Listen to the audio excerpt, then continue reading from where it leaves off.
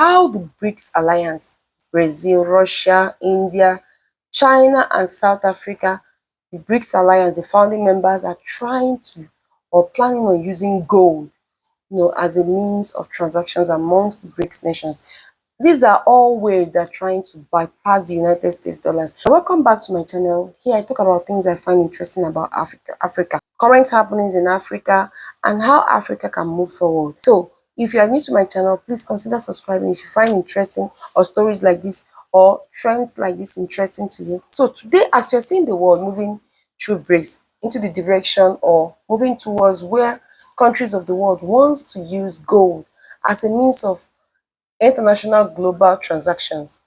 What is African countries or what are African stakeholders doing to make sure that they match up with whatever that is unfolding before our very eyes through BRICS? Because definitely we are going to where we're seeing a new world order. So if gold is used as a means of global trade settlements and transactions, so what is Africa or African leaders doing to prevent or to protect or to make Africa as part of the countries or continent that will stand again as the world is preparing for a future where global trade transactions and international settlements are done outside of the United States dollar system. So let's look at what should African countries be doing now, African continent, to make sure that Africa's future is secured in the global trade system that is about to unfold before our very eyes.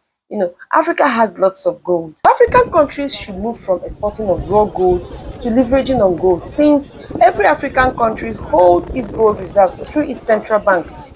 This will help them to save more gold for the future than exporting it all out to other parts of the world. You see, this is something that needs to, like a kind of reawakening, that African countries or African continents and stakeholders should stand on this early moment. Africa is home to so much untapped deposits of gold. So you see, Africa remaining a raw exporter of gold instead of a financial stakeholder in the ever-changing world should be stopped, because we are seeing what is going to happen in the future. If gold should replace the US system, the US dollar system, to be the major source of exchange of goods and services and financial transactions, and Africa is not ready, that will be a very negative big one for African countries. Not about rejecting the US dollars, but if the global system shifts as it is anticipated, and Africa is not equipped with building its own gold buffers, it is very risky, in the sense that Africa will be trapped again and being the supplier of gold to other parts of the world, and that is not okay. Africa risks supplying the new system the way it supplied the old one, cheaply, because BRICS will need to run on minerals, on gold and energy. So Africa shouldn't risk not being prepared for what is about to come, no matter what it is. The US dollars rose to dominance and became the world fiat currency, not backed by gold, but because of the United States military and political power and confidence. That was how the United States dollar became dominant and still used up to today as the means of transactions of international trades and settlements. But we can recall, before any type of paper money or coins, there was gold, transaction with gold done by countries of the world, in fact, nations of the world. So you see, before the United States dollars, there was pounds. And before any currency, any paper currency or coins, it was gold that was used as a means of transactions and trade settlements amongst nations. Regions that were very rich in gold was seen as the wealthiest. Gold was seen as a symbol of wealth, power, and trust. In fact, many empires depended on it. It was seen as a solid means of settlements amongst nations. Merchants and traders from all across Africa, Europe, Middle East. In fact, the price of gold was valued and reasoned for the same outcome, the same financial outcome. So true value was placed on gold. The exchange was on equal basis. And this makes gold truly the first means of global transactions, which everyone wants even up to today, because it does not rust, it does not decay, and has the same value as it presents, as you present it anywhere in the world. Although we can recall in the earliest days that people trade by barter according to history, where people trade spices for metals or cattle for clothes or salt for anything. But at a point, it stalled, because at some point, some of the other side or other sides may not want what the other side has. But with gold, as a means of exchange. It has true value.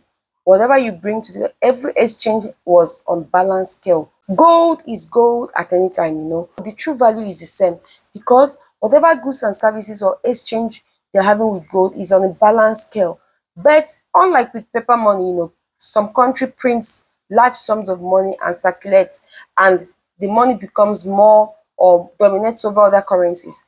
It's not the same thing with gold, and that's where BRICS is taking back its financial transactions to trade with gold, where the real value of gold speaks, not paper money. So you see, true transactions and true values were seen in gold and silver, and in some other places, cowries, unlike paper money as we see today. Let's not forget also, there was no exchange rate systems, no central banks, just weigh your gold and pay. So you see, paper money dominance now is a system that makes some countries or some people lose while some others gain. If we can go back to history, for example, for centuries, Africa was the heart of the global gold economy. Empires like Ghana, Mali under Mansa Musa, Burkina Faso, Sudan, all these empires, all these places controlled vast majority of gold in Africa. You see, West Africa gold flowed all the way into Sahara, down to North Africa, even down to Europe. So now what is happening?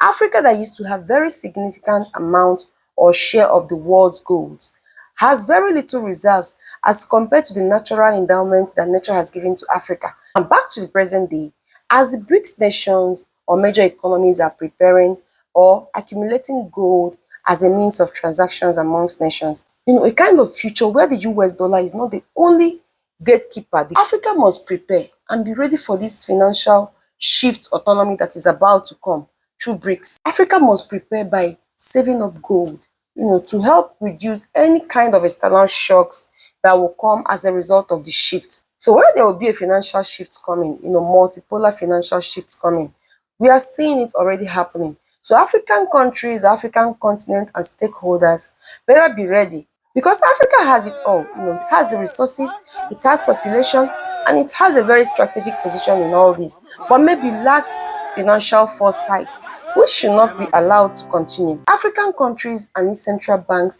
accumulating gold is all about buffering and preventing uncertainties. If you watch up to this point, thank you, and I enjoy you to please subscribe and see you on the next one.